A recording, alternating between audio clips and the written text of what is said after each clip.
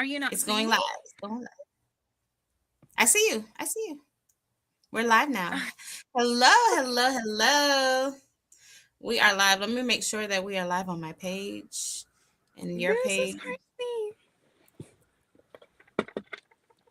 Oh my goodness. We are live. Y'all, we were having some technical difficulties. We were having technical difficulties. But nonetheless, the technology is going to do what the technology does. And we are good. We are good. So how y'all doing? How y'all doing, wonderful people? Hello, Danielle. How you doing? And so yeah, we are on today. I'm so excited about this conversation that we're getting ready to have because me and my friend Larissa, let me tell you, we were having this conversation and it got so good.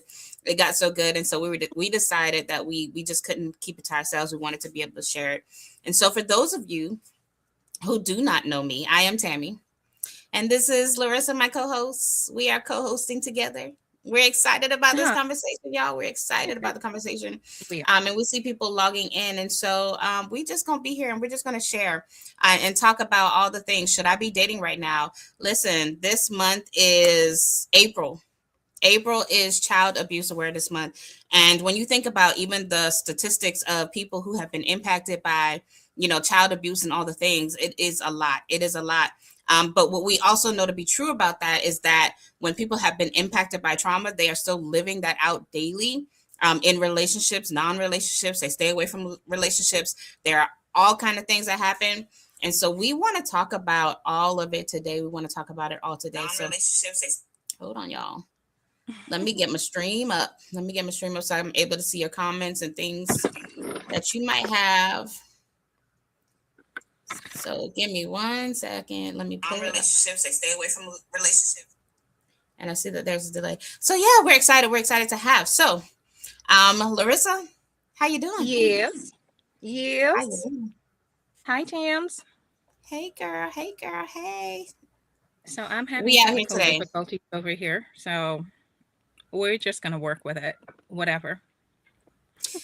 So, we did a series a while ago where we were just coming on here every month and we were sharing, and one of the things that we know to be true is that there are a lot of people who have survived sexual trauma, who have survived all the things, and what we love to do is to be able to come and share and just talk about it and tell people with use the tools that we use to be able to help others. And so a little bit about how we landed here. If you don't know my story, I am Tammy again. And, I have been in situations where I have been abused since I was 8 years old, right? More people than I can even count, to the point where, it became a natural, normal thing for me. It was a natural, but it was normal in my mind. Like, this is something that, you know, is supposed to happen, or something that we're not supposed to talk about. And so I started living out the symptoms of the trauma that I experienced. And then fast forward, I get married, and then all these things started surfacing again. And so I love this conversation that we're going to have because we are coming from, two different perspectives. I'm married, and Larissa is going through her singleness season. And so, we were starting this conversation and having this little chat, and we were talking about dating and all the things. And I'm just like, we're sharing and, giving each other advice and talking to each other from, where we're at. And, Larissa's going to share a little bit about why this conversation came up for her and why it's important. And so let's talk about it. Ha. So hello everyone. Again, my name is Larissa. And yes, this conversation, very interesting. This conversation came up for me or began a week and a half ago when I was asked to sit in on a loved one's session. She was meeting with her psychiatrist, and yes, I was there, so happy to be there in support of her. And then somewhere along the lines on the conversation, yeah, the script kind of flipped, right? And now I was on the hot seat. And the questions that were being asked by the psychiatrist is, where am I in my journey? Like, am I, because what came up, as Tammy mentioned earlier, she's a survivor. I'm a survivor as well, at the hands of my grandmother's husband for years. And I am what you would call a third generation child rape survivor. Right. So, anyhow, that all came up in the conversation, and that I'm on my healing journey. I've been on my healing journey for quite some time. But what he hit me with was the questions I wasn't prepared for. He was asking me about what it looks like for me in relationships, like what relationship, um, and where am I on that journey. And so, coming back and knowing and having some tools now, and knowing that that session caused some levels of triggers for me, and also had me awaken to the fact that I need to really start having these conversations first with myself, but also I was having the conversation with Tammy, and this is what led us to this place.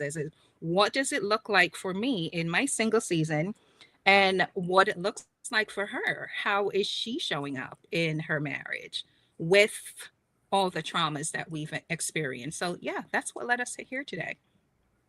Yeah, so we're gonna talk about it. We're gonna talk about it. And so, one of the things is that what I realized, in speaking to, other girls is that they don't really recognize the trauma that they're living out, right?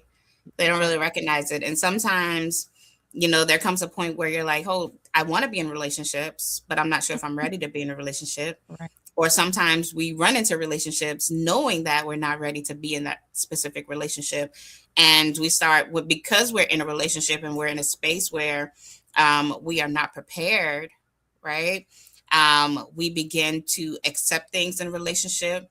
We choose the relationship from patterns rather than from a healthy perspective. Like, there's so many different levels to it. And so we want to talk a little bit about, what trauma really is, right? What is trauma? What is trauma? And so, when you're thinking about trauma, trauma is anything that has caused an impact on you to the point where it hasn't necessarily gone away. That's like the premature level, right? Right. It's something traumatic that has happened to you. It's an experience that you've encountered that has allowed you to live with the trauma that has occurred in your life. And so when we're thinking about the trauma that we've experienced, so many people have experienced trauma. I think there was a statistic that came out a couple of years ago where it says that I think it was 2 out of 4 people have been impacted by some type of traumatic event. Hmm. 2 out of 4. And so when we're thinking about that, like, it's like, man, like a lot of people are living in these situations where we are not even thinking about the fact that, man, it's 2 of us on this call right now, right? Um, have experienced trauma. And so we're not thinking, oh my God, like when we're creating relationships, we're not thinking about the trauma that we've experienced because most of the times we're trying to forget it, That right? part. Yeah, we're trying to forget it. And so um, when it comes to dating and knowing whether or not you're ready, it's not even about knowing whether or not you're ready. It's, first of all, have we even dealt with the trauma that we've experienced? Hmm. Have we Or even are dealt we with trying it? to run away from it? You Or we're know, running away from it? yeah. Yeah. Yeah. And so what does that look like for you in terms of like, because right now you're single, right? There were periods where not for long, hopefully, right? Not for long, because we're gonna be out here. And this is why this conversation is so important, because it's like, should I be dating? Should I be dating? Y'all, when I started dating, I started dating from I had phases. I had phases of dating. There were periods when my trauma occurred early. And so my reaction was to date everybody because my goal was to take control. I wanted to make sure that nobody was taking advantage of me. And so my goal was to ultimately take responsibility, not responsibility, but take charge of my life. And so I was, hyperactive. I dated everybody. I did all the things. My goal was to make sure that nobody could take advantage of me again. And so my trauma response was to just do all the things, be aggressive, go after, right? And so that was my reaction to the trauma that I experienced. What was your experience like? So that's funny as you mentioned trauma response, and it's always key to mention how we all and when I say we, I'm talking about survivors on a whole. How you respond to trauma shows up differently for everyone, right? So for me, I didn't look at it that way. I was so afraid. And there were a couple of reasons for that. Because one, because I had experienced the levels of trauma that I experienced from the abuse. But then another thing that I experienced that was very traumatic for me was being born to a father that, had nothing good to say or to think about me Mhm. because I was a girl, right? And so I had that always in my head. I'm fighting these two stories. I wanted to act up on all of the things that were happening, especially in your body, because when you experience traumas that early, this is something we don't talk about a lot, is that you're experiencing all of these different urges, these feelings, these things that you don't know what to do with. But then on the other hand of that, I always had my dad or would hear my dad saying over and over, "You gotta breed." Oh, by the way, I'm Jamaican. You gotta breed by your seven. You're gonna do this. You're gonna get pregnant. You da da da, because this is what little girls do. And so I always was living from that space that I wanted to prove my dad wrong so badly. Mhm. So as much as I wanted to act up on it, I was more reserved, right? And Mm. so because I'm always contending with these two evils in my head. But yeah, I was shit scared. I was afraid to date. Um, and it didn't mean that it stopped me from dating. I dated later, but still, what it looked like for me during those years of my dating and not really understanding what I was doing is just, I wanted to be loved. I wanted somebody to really love me.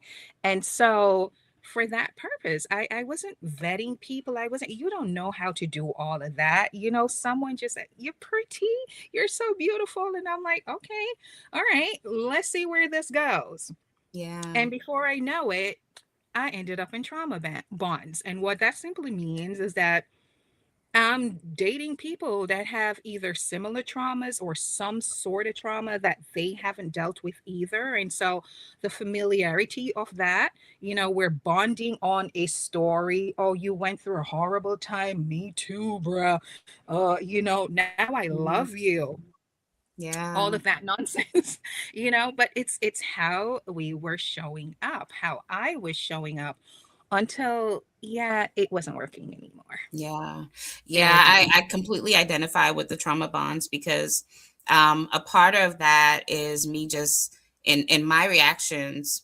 I'm living out the symptoms and I am, talking to everybody and, really living out things. So like I was out there in the street, I was dating and I was like 13, 14 years old, right? And the complete opposite because my dad was there. My dad was very present and he's not that type of like he's going to talk to me like his daughter, right? He loves, he nurtures, he did all the things. And so I was still hiding a lot of that. I was Yeah. hiding me dating, I was hiding me going out. I was living two different lives, okay? Like I was living a double life at home versus the one that I had in public and it was because I didn't talk about the trauma that I was experiencing. I never told my family about what was happening to me until years after it happened. And so I was dealing with the issues on my own rather than being vocal. And Mm, so what that yeah. did was when I came home, I was this little sweet, little innocent little child, right? Right. But when I was out in the streets, I was a completely different person. Mm, And that led me into being into more toxic situations, me being careless with my life, drinking and smoking and just being involved in not just the wrong relationships but also the wrong friendships, the wrong crowd, and it led to even more trauma because now we're dealing with trauma on another level where it was like just child abuse, right? It turned into, okay, now you are in situations where you're being raped, right? And now you're not even talking about these things. And so, and a lot of that is because I was out in the streets. Now, rape is never anybody's fault, right? Whenever you say no, no is your no. yeah. Um, but I didn't know not to even put myself in those situations where I had to like fight for my life. and I still was not having the conversations or communicating with anybody about what was happening. I remember, I was thinking, I got control, because that was my mindset. At 14, you got control, but at 14, you know nothing. You know Right, right, absolutely nothing. right. But in my mind, I'm dating all these guys that I'm talking to are older. They're like, some of them in their 20s. You know what I'm saying? Some of Ooh, them are old. Like, I'm dating older guys. Nobody is my age that I'm talking to. So that is a red flag number one. But you're talking to these people and you are doing things, and it's like, hold on, wait a minute. Like, at what point are you going to slow down? At what point are you well, going to slow down?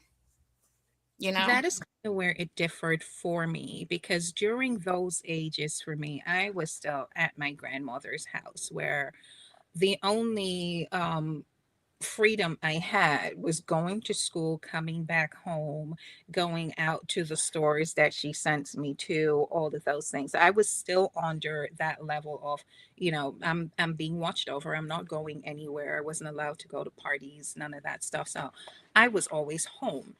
And during those years were the years because my abuse initially began at 5, but then at the ages of 11 through 16 I was living or actually had access to my grandmother's house. Now my parents had migrated, so I was just in that structure, so I didn't have many places to go. So yeah, I was very limited when it comes on to a lot of things, and so the exposure wasn't there, so I didn't have access like that. There were little boys in the community and whatever, but to be honest with you, because of what I was living with at that time, I was still under her roof. Now, this was happening where I was being abused night after night, continually for years. Those things were the furthest off from my mind only because I'm always thinking about what's going to happen later. Yeah. Right. And my story got so much more intense when there were other loved ones that were, I had to be protecting others. But all of that didn't take away from the fact that, again, the abuse began so early. So now I'm having these feelings. And what do I do with these feelings? Mm-hmm. They were showing up in other ways. I may not have been able to act out sexually in other ways, but there were issues where there were boys, and it's also not knowing, not believing that I could say no. Yeah. Right. So whether it was the boys in the community or now I'm having attraction to boys, and it's as if I have to say it was a double whammy for me being in that structure because I wasn't allowed to go out much or at all, I should say. I was very limited to that. So there wasn't a lot of exposure. So whether it was other loved ones that I was acting out or things were acting out on me, whatever the case, the fact is I didn't have that experience and I never had that outlook either as to I'm in control. It was the opposite for me. I felt as if I had no control. So something you said, you alluded to earlier when you mentioned you were just doing whatever because you felt like you believed that you could control the situation. I felt like I couldn't say no to anything and anybody. Right. So it didn't matter who it was, whatever the case is, in the very, again, limited situation that I was. If someone just said, Larissa, hey, you're cute, or this person likes you, whatever, thank God I wasn't allowed to go anywhere because I would have done, I think I would have done a lot more damage than I did. Now, when I left the situation and I migrated, that was a whole different story. But now I was older, still thinking from my little girl brain, but I was older. And at those times, this was early 20s, mid 30s, and I was still very limited, but needless to say, it did come up. It did Yeah, come up. Yeah. yeah, and I think it's so interesting how we have two different perspectives, because there are two different types of people who are, tuning in, and one is going to be that person who was like me, who was very proactive and Yeah. being promiscuous and just being extra, versus somebody who does pull back in those moments. But in both of those situations, like none of it is control. Like, you felt like you had no control, right? Right. and I felt like I was taking control, but none of it, we were in control of any of the circumstances that we had No. in the spaces that we were in. We were just Yeah. responding that way. And so, transitioning, to now, okay, I'm out of the space, getting saved, right? Coming into God. And let me just say this because, a lot of times people are dealing with these things on their own. But when I tell you that we serve a God who is so high, who is so mighty, he is so powerful that he can free you of even all the smallest of the smallest and the biggest of the biggest things that you will ever encounter. He did that for me. He did that for me because I thought that I was so far gone that I could not be recovered, right?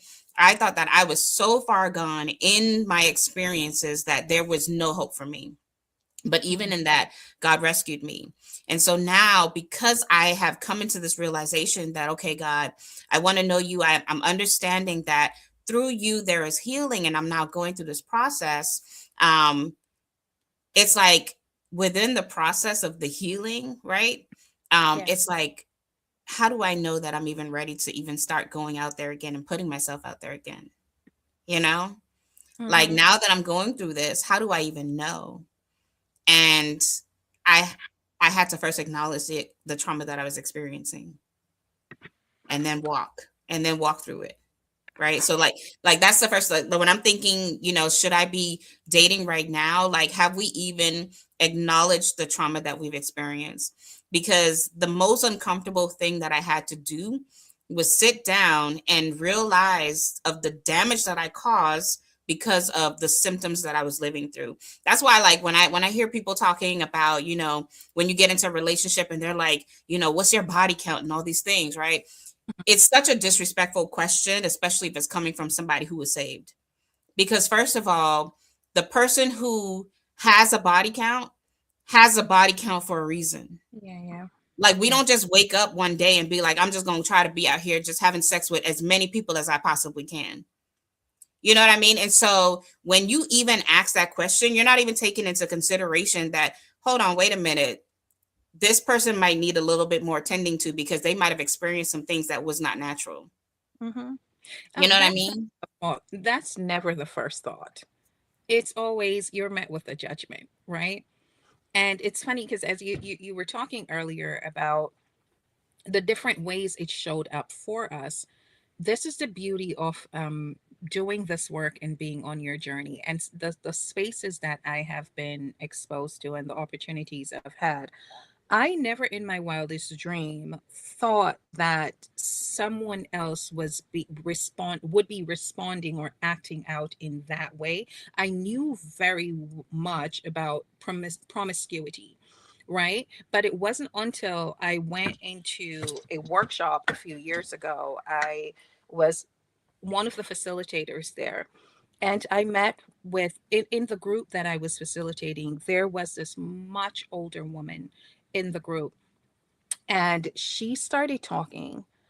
And when she said that her father, by the way, was her abuser, and she said because of all the things that her father had done for her, she felt as if she had absolutely no control over anything. So she just started sleeping with anything and everything that was on 2 feet, Mm, right? And in that moment, I remember sitting and I'm going, oh my God, this is how that affected her for her to be behaving this particular way. So it puts me back to the story in the way that you are describing this. And even in that group setting, there were people passing remarks saying you were just bad, you were just reckless, you were just, and not understanding that you didn't hear what she just said. Because of what her dad did to her, she felt void of worth. And so anything and anybody, because she was also trying to wipe the image of all of the years of what her dad, her biological father, did to her. So anything to get that image out of her head, she would just sleep with anything, right? But then what does that do to a person after a while? And then you're having the outward speak. People are judging, you're just bad. And we see this happening daily now with younger girls, that they're acting out of what was done to them, not knowing what to do, feeling void of word, feeling. And all you hear is the girl just bad. She just Mhm, bad. She just wow. She love mhm, man. That mhm. type of a response, right? So yeah, it's yeah. And Yeah. even here's the tricky part, because even after you get saved at times, you still Mhm. have that demon to deal with. You still You got it. still have that. And let me be very careful in my choice of words, because you may not see it as it's an issue. It's a thorn that have to be dealt with, and we have to submit it to God. But make no mistake about it, it is hard. It's It very is hard. hard, especially when you don't realize this is why I am behaving the way I'm behaving. Yeah. So yeah. Yeah, So and you, right, let me. because like when we're thinking about it, when you mentioned that, the fact that you still have to deal with the issues that still come up even after you are saved, it made me think about, someone I had encountered where they didn't even tell their spouse that they were abused, Mm, and it's like, how do you even get to that point of being married without even being able to share that something this traumatic has happened to you, there's you know? several reasons for that. I know. There's several reasons. Yeah. We're frozen. We're not frozen. Okay. There's We good. several reasons for that. I know a few people that I have met, and I'm not married yet, but the fact of the matter is it's no different, because I've been in relationships where I never mentioned. And it's because you don't feel safe. You don't feel safe. One, you may have shared that with someone else before and they turned around and weaponized it. They ended up telling you about it. In fact, I was just talking to a beloved cousin this morning, and she mentioned the same exact thing, that she was in a relationship where she told him initially from their met, and all throughout the relationship, all he kept doing is, that is the man that did whatever to you and you loved it, and he weaponized that thing. And so Mhm, there's several reasons as to why a survivor may not speak about it. One mhm, of those reasons too is shame. mhm, That's the whole thing. I chose not to tell that person, because you're going into this relationship, you already feel like you're unworthy, that you're dirty, you're not loving yourself, and you just believe that if you tell this person, that's how they're going to see you. I mhm. don't want you seeing me as the victim. I don't want you seeing me or considering me as the girl that was raped. So yeah, there are Yeah. many reasons, many Yeah. reasons. Yeah. And then also silence, right? Because I want us to understand the safety word, because sometimes it's not your spouse that is doing something to you, Yeah. right?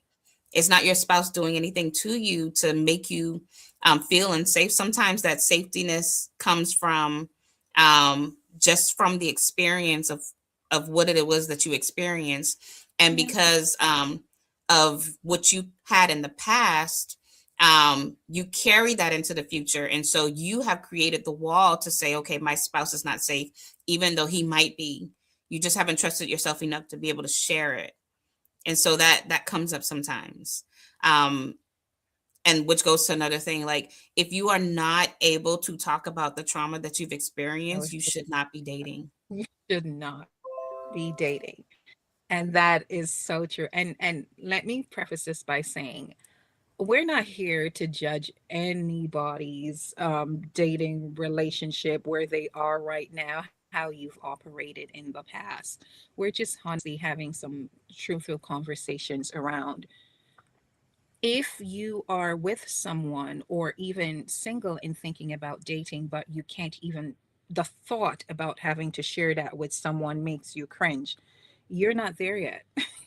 You're not at the place that you should be dating, because if you cannot even share that with the individual, and worse, if you realize the reason why I can't share this is because I don't feel safe with this individual, because I don't trust that they're going to be able to hold this, you shouldn't be dating. You should not be dating. It's a red And flag, it's right? It's a flag to basically say that I was dating from a trauma perspective. I still haven't been healed. Yep. Yep. But what does that look like?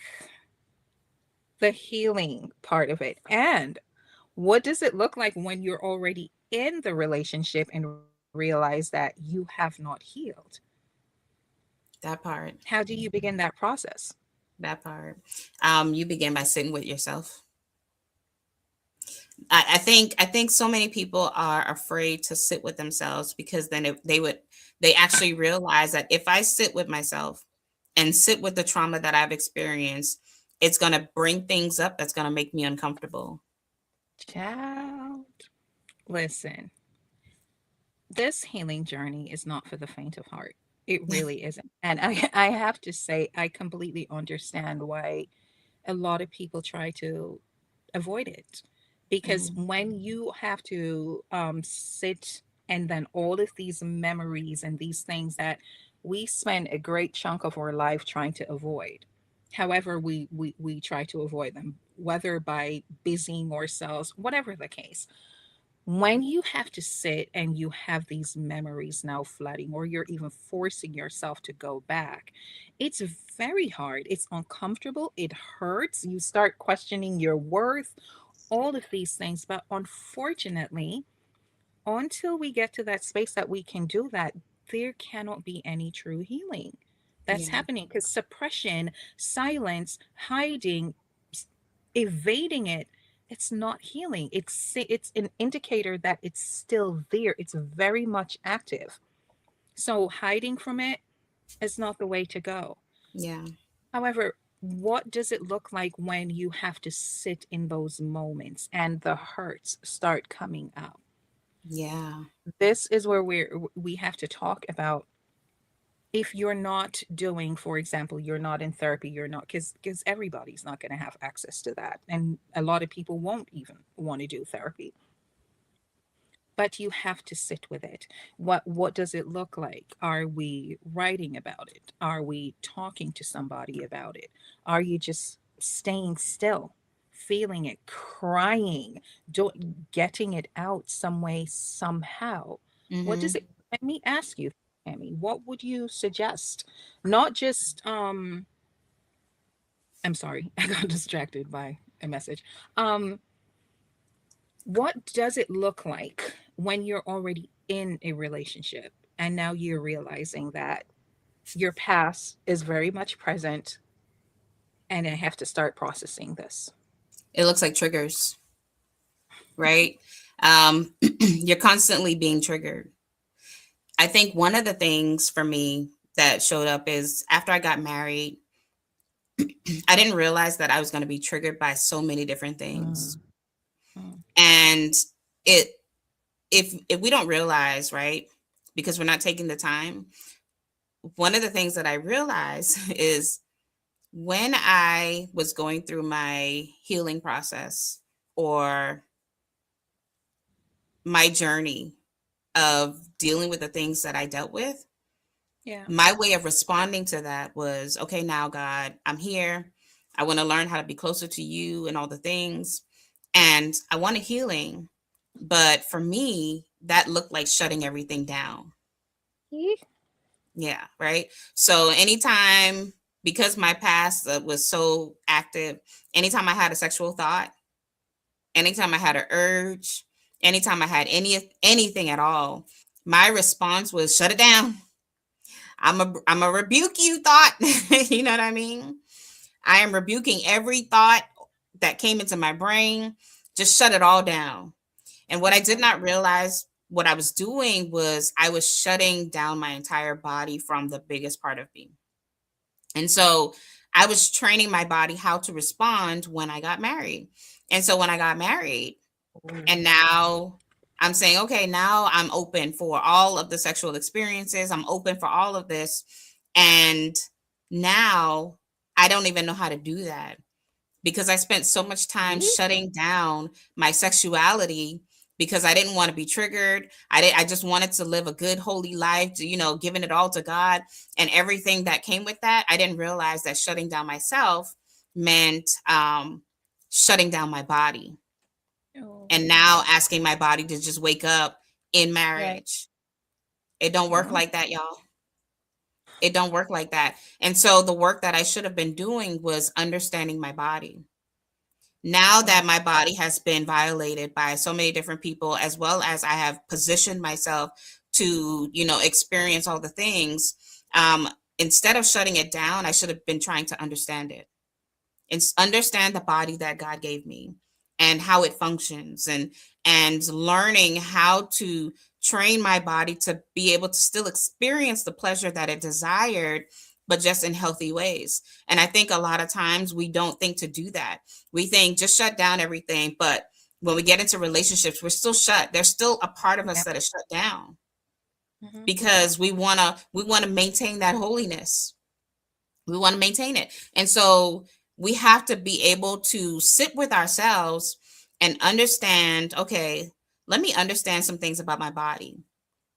Let me understand where I like to be touched. Let me train myself to understand that touching is okay as long as it's healthy, right? Let me understand some things before I get into a relationship, so that when I'm in a relationship and these things start coming up, that I'm not trying to figure it out. And I think a lot of times we're not spending enough time with ourselves. We're not dating ourselves. I went through a whole period where I was dating me. I would say, okay, Tammy, I need to do things for me. I need to practice self care. I need to take myself out. I need to dress up. I need to go and hang out with some friends. I need to do all the things, right? And so I think that it's very healthy to be able to sit with you first before you start dating, because this is the part of your life where you begin to learn what is it that I like. And if I was to ask anybody who is dating, and you can't say what it is that you like and don't like, you should not be dating, right? You got to know what you like. You got to know what you don't like.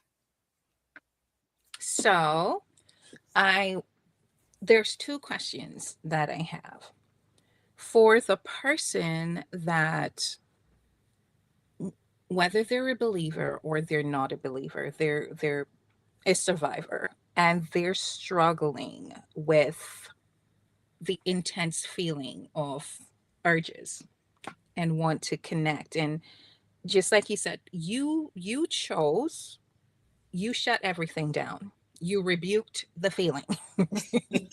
You did all, you did the most.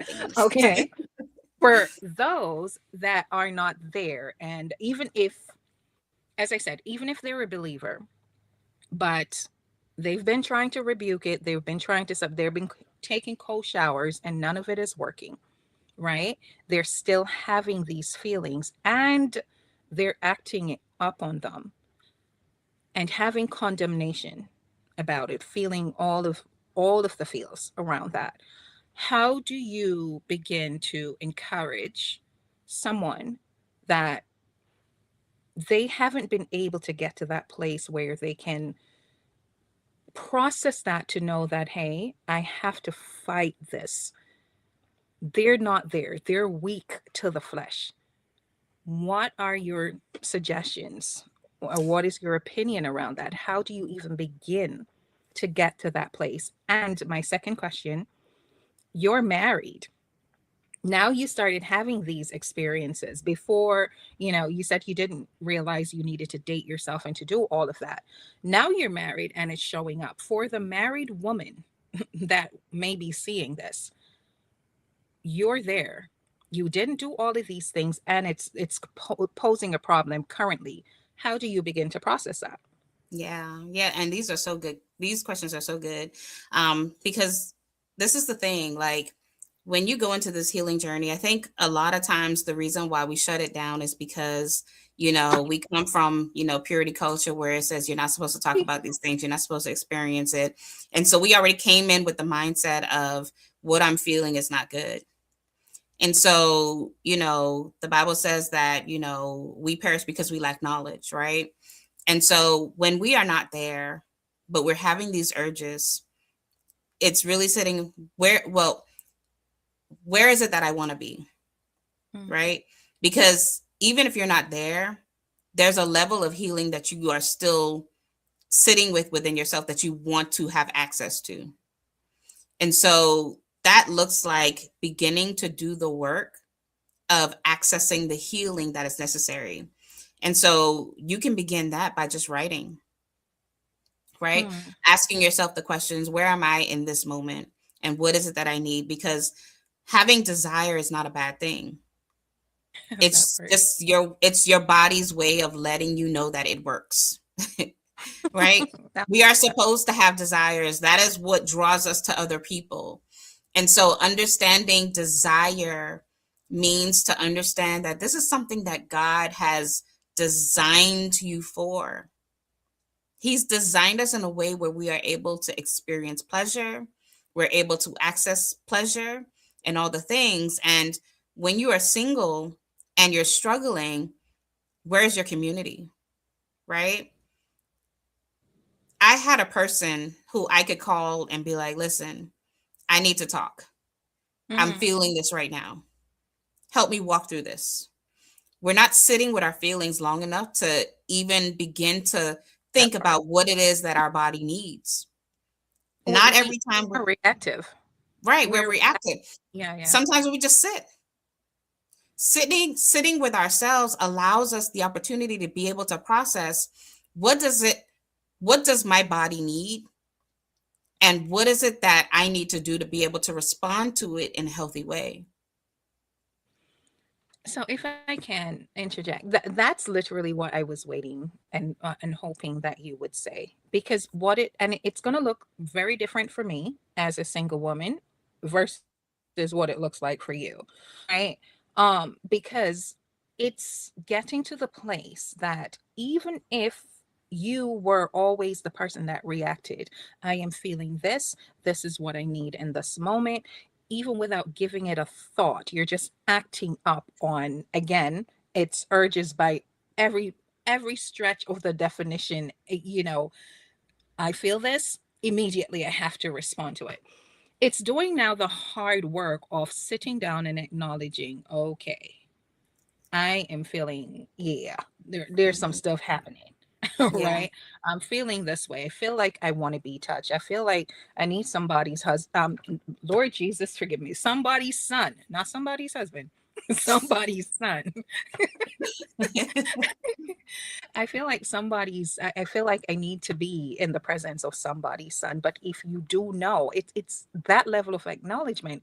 If you do know that you're there where you're gonna be in the presence of somebody's son, and you don't have control to say, nah, we're not going to Mhm. do this. This is where the Bible tells you to shun the very appearance of evil. Mhm. And yes, it sounds a bit extreme, but this covers that as well, because at the end of this, if I know I don't have control and I'm going to put myself in this situation, avoid the situation at all costs, right? When you're alone and you're by yourself and you're acknowledging, this is what I'm feeling. Now, what can I do that is healthy? Not Yeah. just going off of what I'm feeling right now, Mhm. but all right, I've done taken the shower, I've done read, I've done a few things, and I'm still feeling. Let me tell you something. Mhm. It doesn't matter how and it's standing up in you and you're feeling that you need to act upon this. Pick up the Bible. Do something that you know is definitely going to change your mind around Mhm. that in that moment. For some Mhm. people, it looks like, working out. It looks like going So for a run, a walk, just mhm. going outside. There's many ways. And what I would say is be proactive in making a running list of what you Mhm. can do that's going to distract you from the feeling. It's a feeling and it's going to pass, right? Yeah. But what's not going to happen, or how I have positioned myself, I'm not about to put myself in the situation and then for the next 2 months, I'm going to be sitting here like, God, I sinned again. I got to stay at his feet for the next. Exactly. No. So you have to be proactive in one, acknowledge, stay still long enough to acknowledge, I'm feeling this way right Mhm. now. What can I do?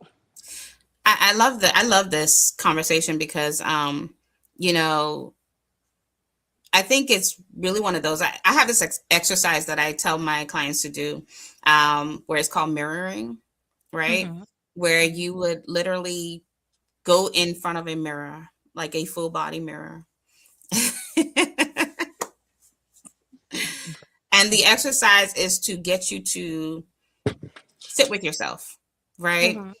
Based on your comfort level, right? The goal is to be able. I have a book that I'm working on right now where it's called redirecting. All of what we're talking about is called redirecting, where you are redirecting your feelings and your urges, right? Think about it like a fast. Like when we fast and we get hungry, right? The Bible tells us to read the word, right? It's redirecting the hunger that we have for natural food, for the spiritual food, so that we can be fulfilled. And so when we redirect the urges that we're having, we're redirecting it towards a positive way, because we also want to make sure that we are training our bodies to still be able to experience pleasure, but in a healthy way. And so everybody is going to look different, because you're going to have to sit with yourself and know what it is that, you know, or sit and analyze what it is that your body is asking for. What is your Yeah. body asking for in that moment?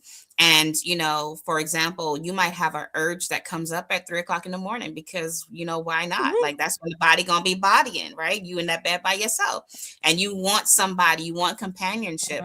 And Mm-hmm. so if you sit with yourself in that moment, your redirect could be, let me go and turn on a little bit of worship music or something. Yeah, yeah, Let me yeah. sit with this feeling and say, God, I'm feeling these desires right now. Let me go into worship. And Mm-hmm. one thing I learned this about worship is when I was doing my research on worship and studying, right?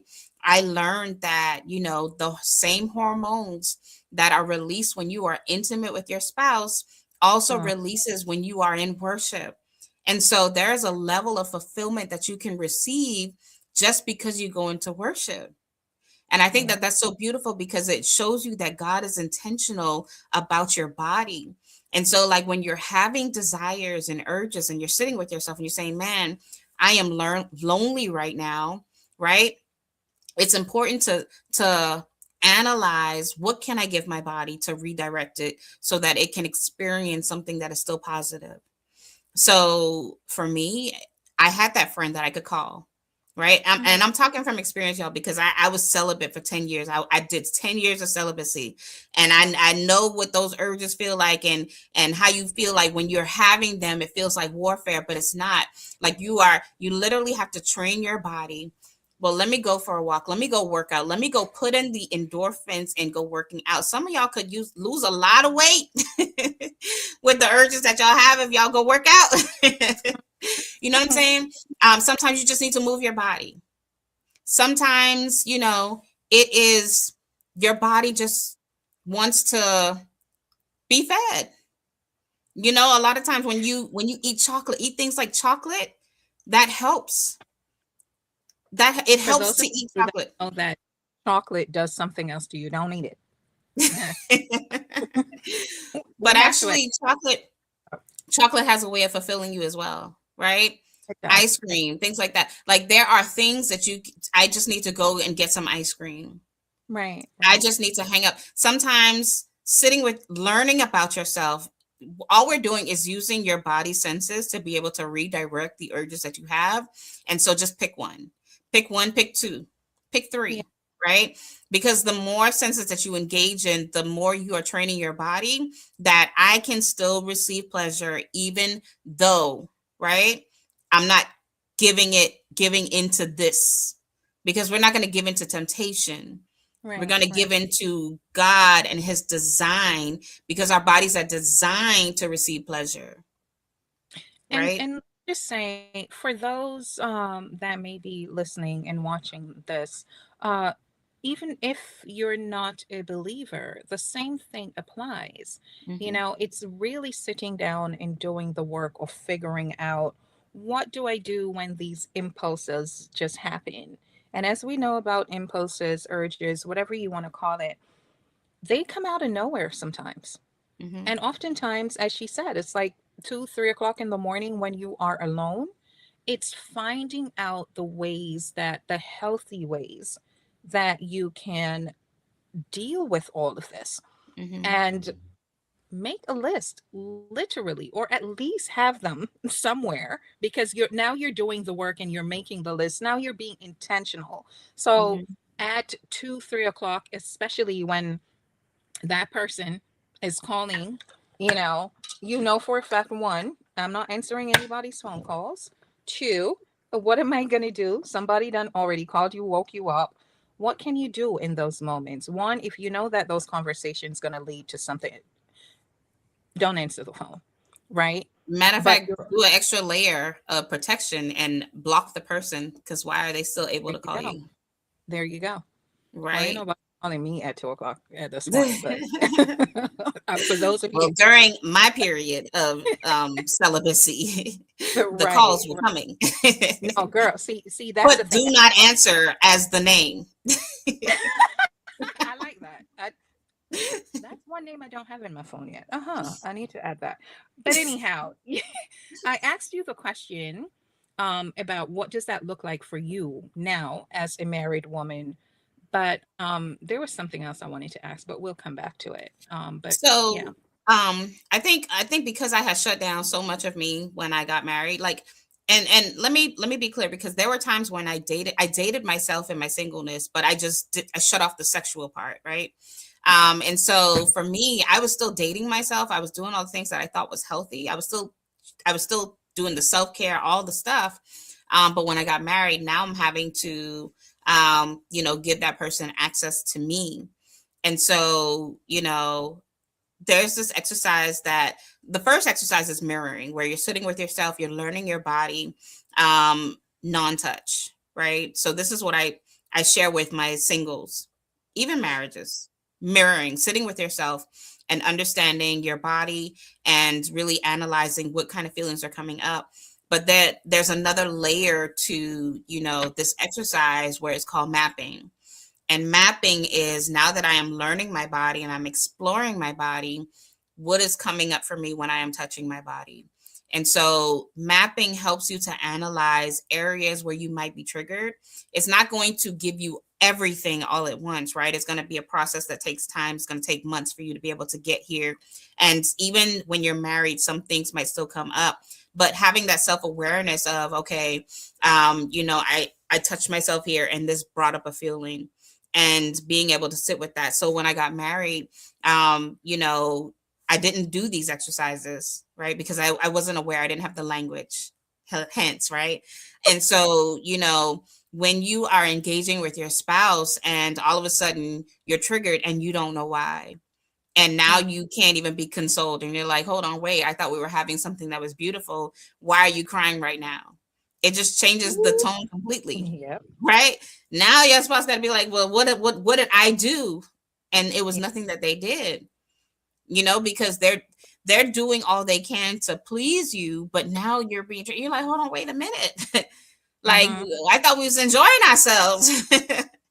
You know what I'm saying? And so you want to be able to limit those amount of experiences. And so, before you even get there, and let me also say this, because when me and my husband got married, we did it very quick. 2 months, we were engaged. 4 months later, we were married.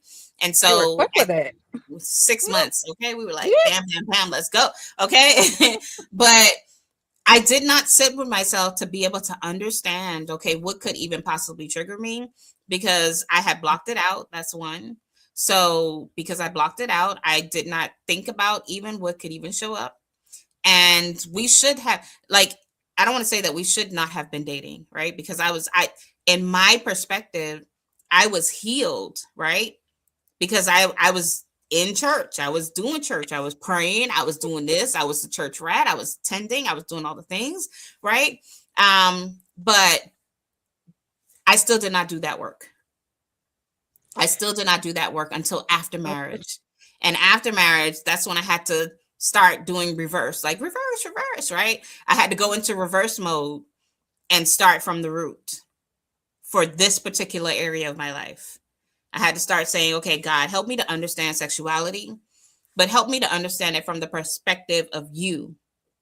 And yeah. so I had to understand, okay, God, how does my body work? What is sexuality? What does that look like? right? And I had to begin responding to it.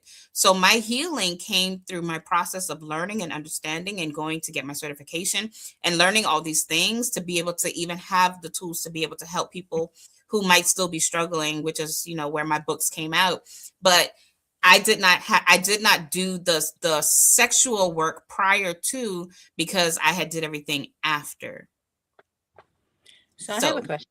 mhm, I have a question, and I'm trying so hard not to interrupt you, but it's there's fine. so many things that you're saying that I know we need to clarify or add more context to.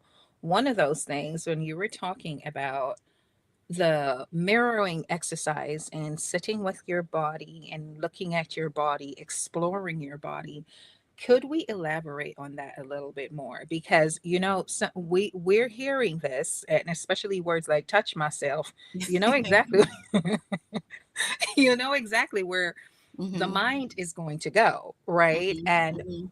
what what does that look like? Healthy exploration of the body without it leading to, especially for someone that's single, girl, be careful of the language, Mhm, because it's real out here. So mhm. anyhow, what Okay. does that really look like when you're saying sit with and before you respond, I want to hold space for those people, and because I was there, and to be honest, I'm still getting through that, is when you have so much shame or you have assigned shame to your body, right? Because of the traumas, or whether it is that you're just, however you got there, but you have shame around your body that you don't even like looking at yourself. Mhm. So you're telling me to go take out a mirror and go look at what? Because I don't like what I see. So what am I Mhm. gonna sit here and look at? So Yeah. please, how do Yeah. we process that? I Yeah. know, but I And I need you and to. I love this because this is a part of the work, right? And I don't recommend that you do this on your own. I mean, in terms of like communication. So I recommend you have a coach who, you can call and walk through what it is that you're feeling. Yeah. Obviously, when you're by yourself, you're alone, you're doing the actual activities and the exercises. But I do recommend that you have like a coach to walk you through, because you don't know what's going to show up. Now when it comes to, and there's layers to, understanding your body. And first and foremost, just acknowledging the fact that I think a lot of people don't recognize that we are sexual beings. Okay. As Huh. long as we're human, we are sexual. So Yeah. that's the first thing, acknowledging. What does that mean? It means, that God has designed us specifically for many different things. And one of that is to be able to experience pleasure. Sexuality is nothing more about, it's just learning how your body is going to experience the world, right? It's how your body experiences connection. It's how your body experiences beauty, pleasure, comfort. It's how your body responds when you are in relationships. It is Mhm. very is that much important. And so a lot of times we're moving through life without acknowledging that we are sexual. And so when we come into these situations, now everything starts to begin to show up. Yeah. What we don't do, we do the injustice to ourselves of not sitting with ourselves, especially somebody who has experienced trauma. Yeah. Now, when I talk about mirroring and touching yourself and all these various things, it starts with just having a viewpoint and recognizing that you have been fearfully and wonderfully made. Yeah. This is the first part of anything is really sitting and understanding that God created you a sexual being and understanding that you are beautiful, right? Regardless of what you look like. Regardless of what you look like. Sitting with the insecurities, Yeah. right? Sitting with the things that, the things that you feel about yourself, all of the flaws, being comfortable in the body that God created for you, right? Being comfortable in your body. Mhm.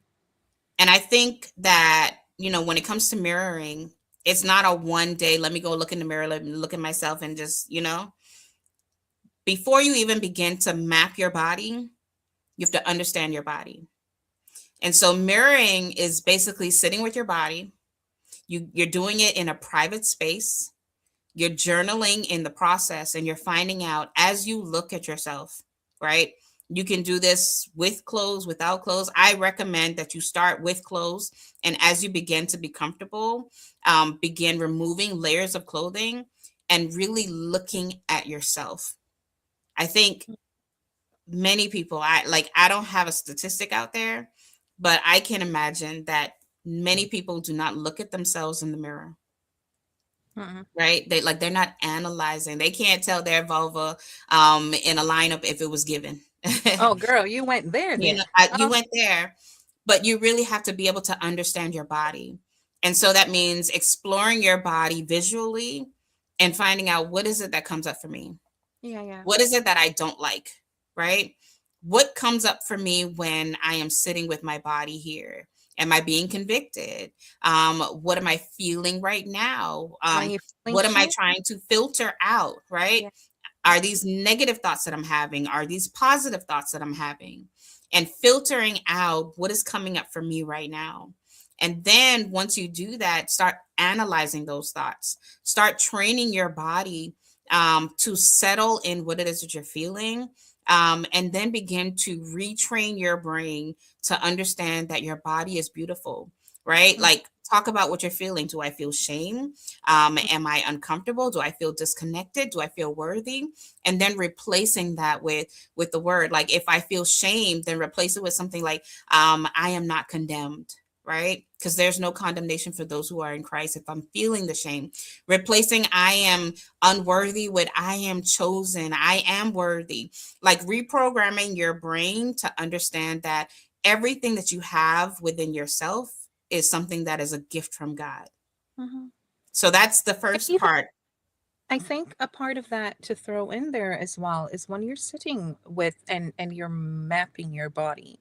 For a lot of us, it's going to, especially survivors, there's going to be shame attached to it where you don't even want to look at yourself, but it's forcing yourself to do this because on the other end of it, now you're training yourself to be comfortable with that body.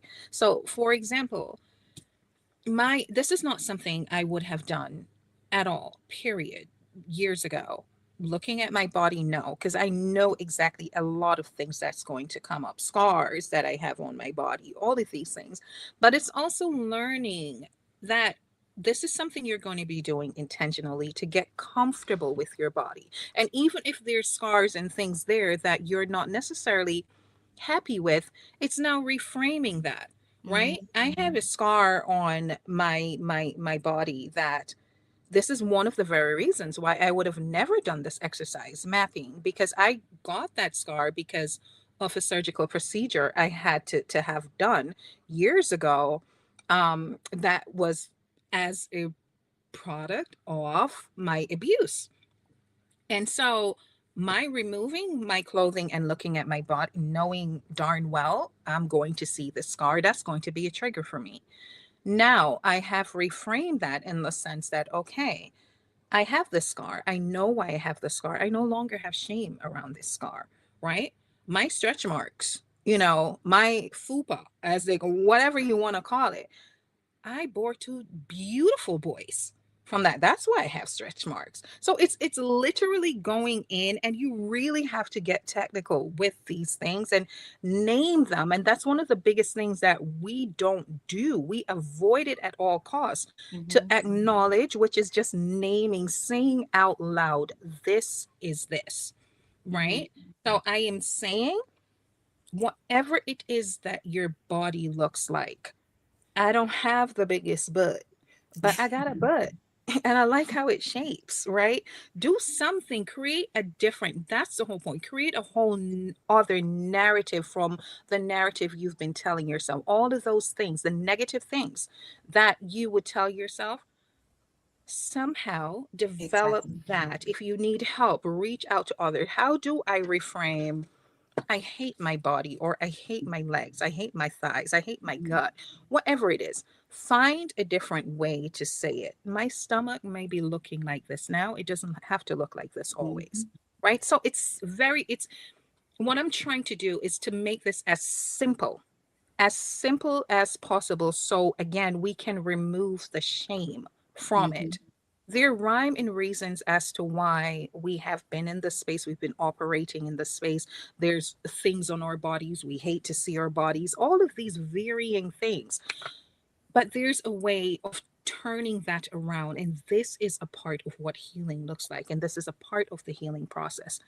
And it's literally going from head to toe, mind, Mhm. body, so everything, right? Continue. Yeah, and I love that you say that because you know, even as you mentioned the scar, right? Understanding that's a part of the mapping experience. You understand the trigger. So now when you are walking into a relationship, you understand how to communicate that, Right. That part.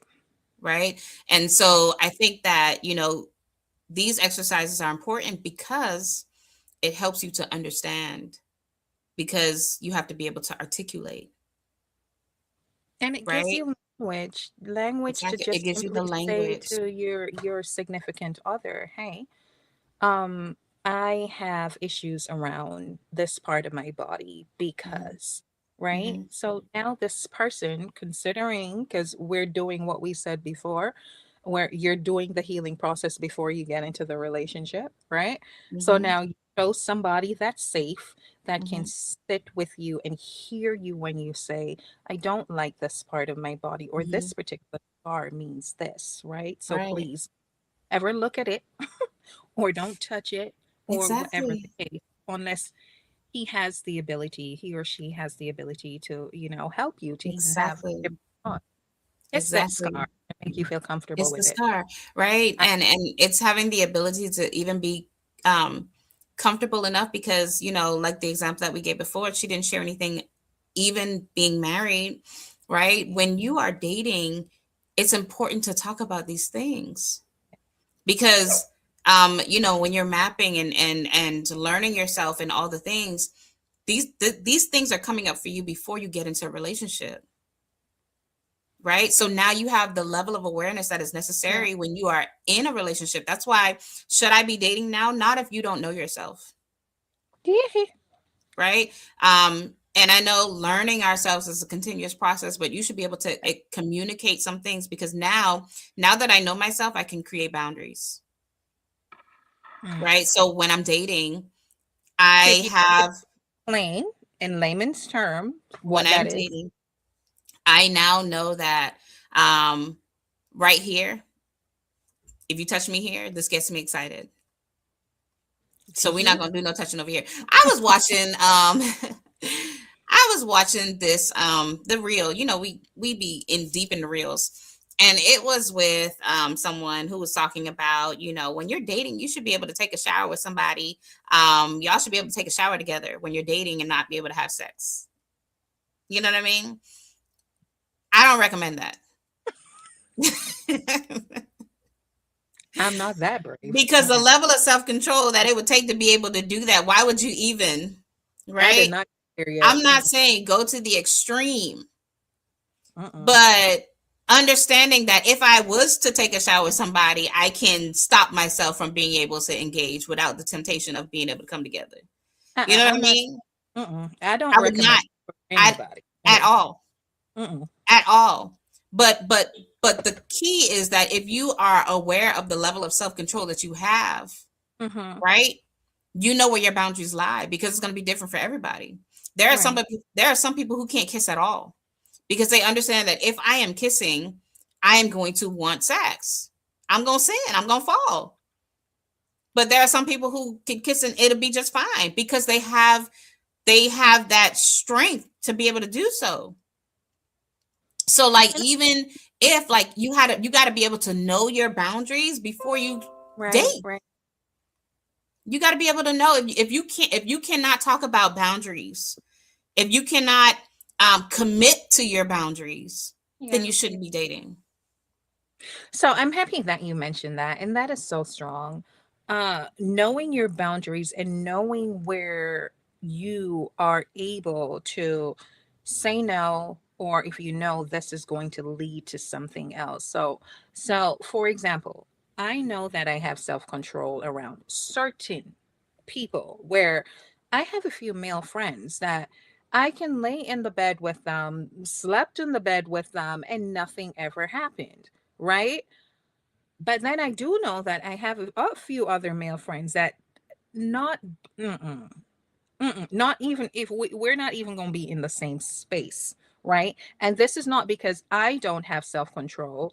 It's because I know that these particular individuals, it doesn't matter how much you're saying no, they're going to push, they're going to pry. It's what people do, right? And if you know for a fact there's any kind of attraction there, where after being asked, or y'all grown, y'all know, for a while, it's going to lead to something else. Again, this is where you're making the decision, you're making the call that this is not healthy for me to be in. I think I care about God's people so much, right? That I wouldn't even allow myself I wouldn't even put myself in that situation because you know your thoughts, right? But Mm. you don't know what the other person is thinking. And the Bible says that even if you look at somebody with lust, then you have committed sin. Yeah, You've yeah, committed yeah, adultery. Like there is some mental things that is going on because yeah. the mental is going to align with what it is that your heart wants, right?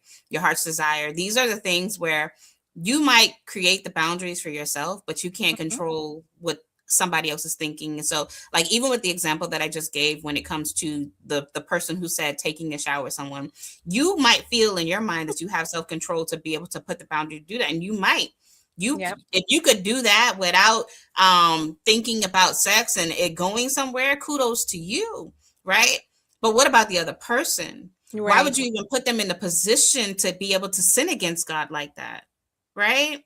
And so like that's also a level of strength that Yeah. comes with that, to the ability to be able to say, this is my boundary. I love God. I trust God so much that I understand why he wants it to be this way, regardless of what it is that I'm feeling. That. I'm just gonna say no. Yeah. I'm gonna say no, right? Um, if you can do that, then dating is good for you because you have the ability to be able to pull back. Yeah. Yeah. And if you can't, it's okay to be single, and again, shun the very appearance. Shun the appearance. Shun the appearance. I'll stay over here, you stay over there. We good. But besides all of that, it's also knowing, for me, in the single season. Um there's several layers to this, right? So it's choosing not to date because I know there were things that I I needed to heal from, things that I'm actively healing from now. And then also trying to keep myself in a space where I know I'm not asking anybody. If I put myself in certain position and I don't have that level of self-control and things end up happening, I am that person that, as I mentioned before, it's going to be on me forever, for an extended period, where now I'm having to deal with condemnation as well. Mhm. Right. Yeah. And so just trying to avoid that at all costs. But the whole Mhm. basis of this, it's doing the hard work of trying to assess, where are you Mhm. honestly? Do Yeah. I have that level of self control? Do I feel secure in myself that I can Mhm. start dating? Do I have boundaries? Do I Mhm. even know what boundaries are? Did I establish them? And by the way, they're going to, you're going to develop more and more boundaries as you go. But yeah, just starting out, what are my boundaries? Mhm. You have to be able Mhm. to do all of that before you even think about, okay, yes, I'm gonna start putting myself out there. Yeah, and I also think too because healing is a continuous process, right? And so I think the message that I want to make sure that I am sharing with people is that, when it comes to dating, when you're doing the work, it's giving you a level of self-awareness that you would not have prior to Yeah, yeah. dating. And so when you are dating, because sometimes you might not know that these things might come up until you are dating. You might not know that, you might think that you have a level of a boundary, right? Like you might think that your boundaries are strong. And then you get into that relationship, and then, something happens, and then you're going into repentance mode. Like, listen, there is no condemnation for those who are in Christ. Mm-hmm. God loves us. He does. It's not Right. permission to go out here and just be sinning in these streets, but there's also a level of grace that he has given to us. We have to maintain a posture of, I am trying. And this is the beauty about God. Like, if you have a relationship with him, then you're always going to be seeking after, how can I please you, God? And Yeah. so the stronger your relationship is with God, the higher level of resistance that you have to be able to sin against him. And so sometimes that is built. Sometimes that comes through falling. Sometimes Yeah. that comes through trial and tribulation. Sometimes it comes through error, right? Mm-hmm. It doesn't necessarily mean that I don't need to date, right? Sometimes you're going to be tested within the relationships that you have, but don't stay in that fallen state. Continuously strive to keep going and going and going. But if you can create a boundary, right? If you Yeah. can control your emotional awareness, if you have knowledge about how your body functions and what you like and don't like, then you Mm-hmm. you probably have already positioned yourself to begin. And after you begin, things are going to come out, because as you are dating, you're going to be dating different people with different temperaments and different things that they do and different triggers that are going to come up. Like, different things are going to happen. And while you are doing that, guess what that's going to be doing? Revealing things that you also need to work on. Yeah. Revealing things about yourself. I need to go back to the drawing board because I didn't know that this was going to be a trigger, but now let me go and work on this. You know what I'm saying? And so it's going to be a continuous process. But the boundary, the border level for even being considering to even consider dating means that I know a little bit about me, enough about me to go out here and know that my goal is not to sin against God. So I have a question. Mm-hmm. Is we've made, well, you have made many references to, dating and dating many people or dating people. Um, for me, over the years, I honestly thought dating meant you're dating one person, but the older I get now, I understand that no, you can be dating multiple people. I haven't gotten there yet, and I still have angst around it. So I am going to ask you that because we were talking about that yesterday. What does it mean and look like when you're dating many people or a few people versus focusing on one person? Okay, so let me put a disclaimer. Let me put Please. a disclaimer. Um, Not everybody can date multiple people at one time, Yeah, I don't think I can. I'm not cut out for it. right? No. Like, not everybody can do it. However, um, when it comes to dating, this doesn't mean I'm out here in these streets having sex with everybody. I'm not having sex with anybody, Say it right? again, please. I'm not encountering anybody in that way, right? I be forgetting about the algorithm, y'all. But listen, dating is a period of time where you are gathering information about the person who is pursuing you or you're pursuing. So you should legit be gathering information, and this is the thing, especially people who have experienced trauma, Yeah, yeah. they tend to marry everybody they date. Everybody they date be their husband. They be like, no, this, like, slow down, right? Because I think there is a different level of energy that you put out when you are dating someone and you're trying to marry them. Now you're creating things in your head to make up the dating process. So you're not even really getting to know that person because you're looking at them from the perspective of marriage, which marriage is the goal, right? But we're not trying to marry everybody we date. We're trying to date them because we're gathering information to find out, is this person the most suitable person for me? And sometimes when you are dating multiple people, it takes you out of that experience, because what it's going to do is take the pressure off of the person who's dating you to be your husband. Because now you Yeah. done made them live up to the expectations that you have created for them, that they ain't even realize whether or not they want to date you on a second date yet.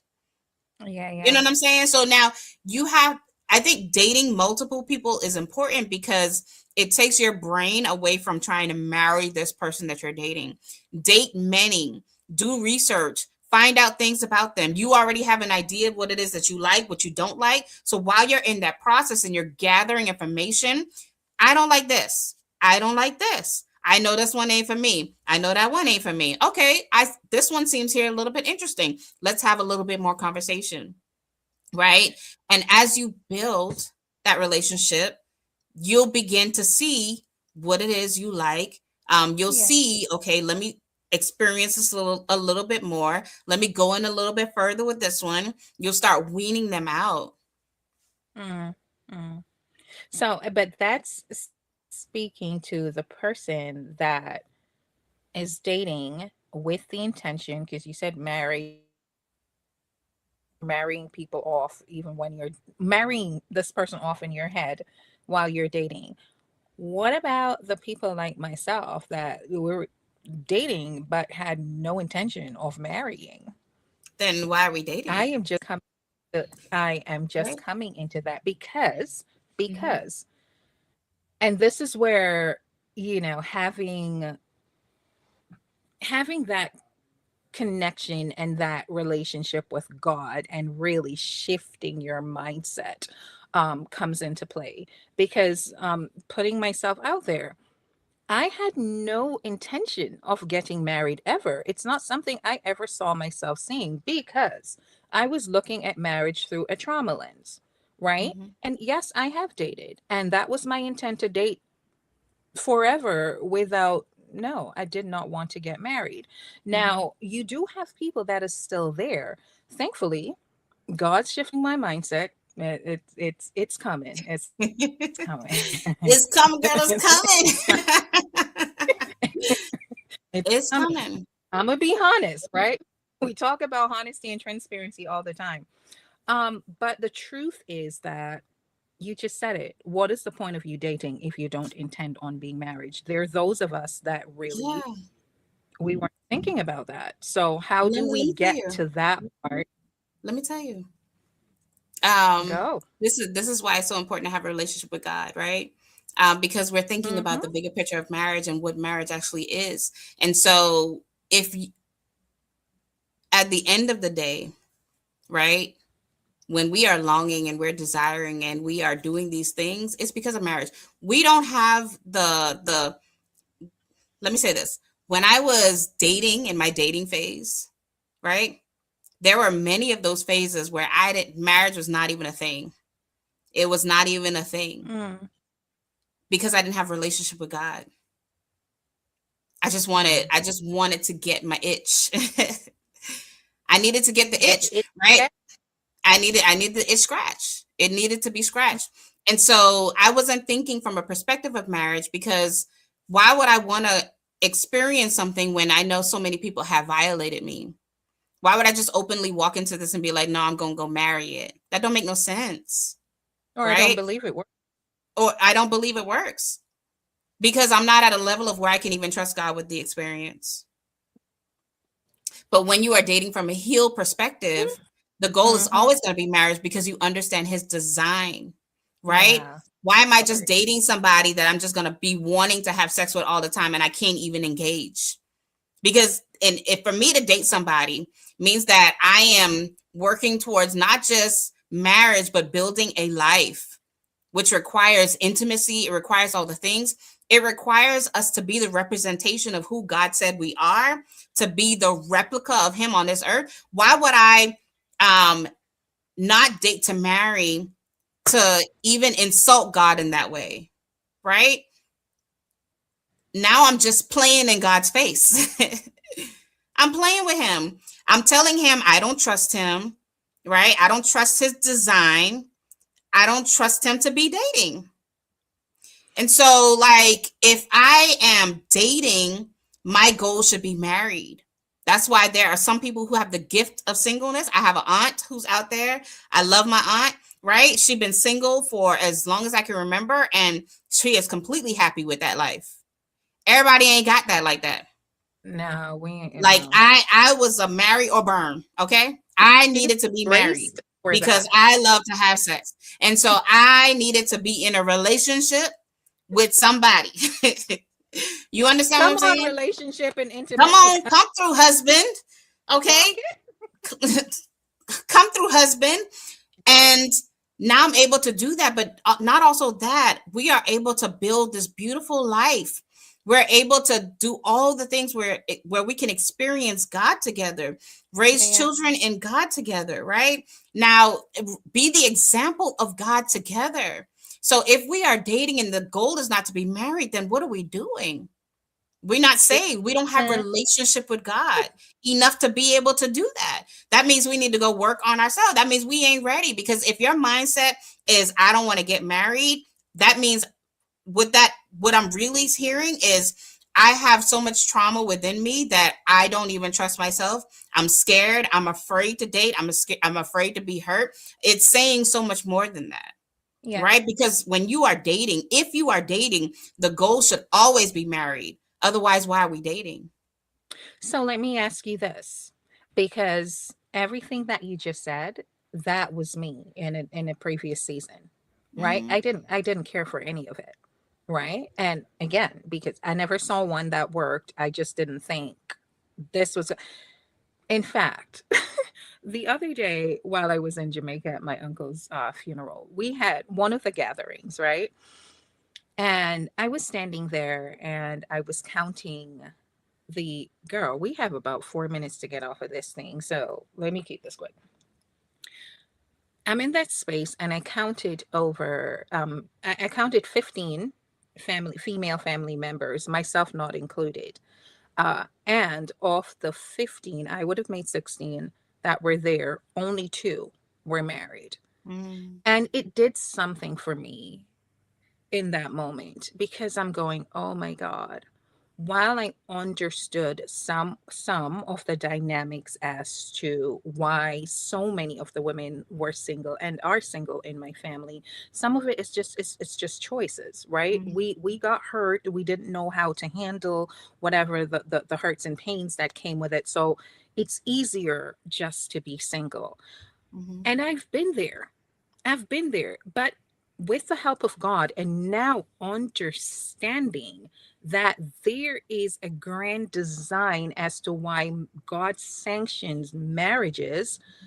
I'm not going to be hypocritical and say I'm all the way there, but now I understand it. So now it's shifting my desire as to if and when, not if, when, when I'm ready to date. And I'm etching closer, it's going to be a difference now because not only have I been on my healing journey, I have set up and now understand fully what boundaries are, and now I have some of those and all of these things, understanding my likes, my dislikes, all of that, but also understanding that I do want to be in a relationship. I do want to marry. So, and the only way that's going to happen is if I date. So, my question to you now becomes for somebody that is currently where I was, how do you start that process of having that mindset shift? I know first and foremost, it's building that relationship, that intimacy with God. Because in all truth and all honesty, I was so fragmented. I thought I had a more intimate relationship with God and realizing, no, I didn't. I didn't. So it was first building that. But what are some of the other things that you have to do to get yourself prepared? It's everything that we've been talking up until this point, right? Mm. The first part of that is the relationship. It's walking through that process with God, because in that is where He's going to be revealing to you all of what you need to work through.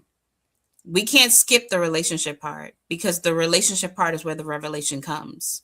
And we have And to be honest, And we right? have to be Be honest. honest with God and saying, this is where I'm at. I'm not feeling this marriage thing, but this Hmm. is your design. So you're going to have to fix me. But That's keep, that's it. No, that's it. That's it. This is the design. And Mhm. he literally has to reconstruct you. He has to build you back up, right? Um, we can't skip the trauma part. We can't Yeah. skip acknowledging what we've experienced. We can't skip, the process of what we have to do to get to know ourselves. And so when you come into the revelation of, hey God, I want to date, I'm experiencing these things, um, you know, you begin with the relationship part. You begin with the prayer. You Yeah. begin with the building that level of intimacy. There's no possible way to skip it. And while you are doing that, now you're doing the work on yourself. Yeah. You start by figuring out what you like, what you don't like. You start with the sitting with yourself in the mirror, looking at yourself. You start with the mapping. You start with the journaling, right? You journal your process. Or Journaling is record so it. important.